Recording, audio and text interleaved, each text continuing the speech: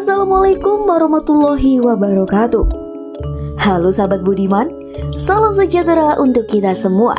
Selamat datang kembali di 87 Channel.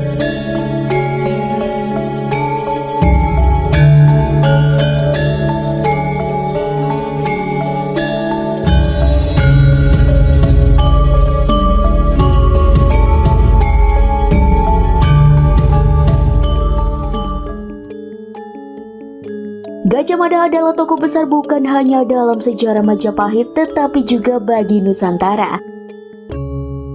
Hal yang aneh adalah untuk tokoh sebesar Gajah Mada, kisah kematiannya sangat misterius. Bahkan tak ada yang tahu di mana Mahapati sekaligus Panglima Perang ini dimakamkan. Beberapa catatan tentang kematian Gajah Mada menuturkan kisah yang berbeda-beda. Di antaranya yaitu Kakawin Negara Kertagama. Naskah yang oleh pakar sejarawan dianggap sebagai naskah sejarah Majapahit tervalid. Dalam naskah Negara Kertagama, kematian Gajah Mada terjadi pada tahun 1286 Saka atau 1364 Masehi. Informasi ini dapat dilihat pada buku 10 Negara Kertagama. Hingga kematiannya Gajah Mada masih menjabat sebagai Mahapati Majapahit. Hanya saja ia diungsikan di suatu tempat yang jauh dari ibu kota kerajaan. Tempat tersebut dikenal dengan nama Madakaripura.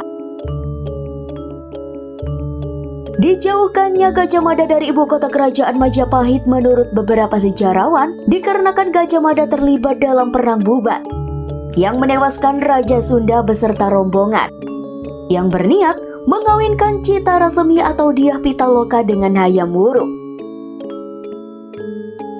Nah, selepas Gajah Mada bertempat tinggal di Madakaripura, Hayam Wuruk membentuk Dewan Pertimbangan Agung atau Batara Sapta Prabu untuk melaksanakan tugas-tugas Gajah Mada.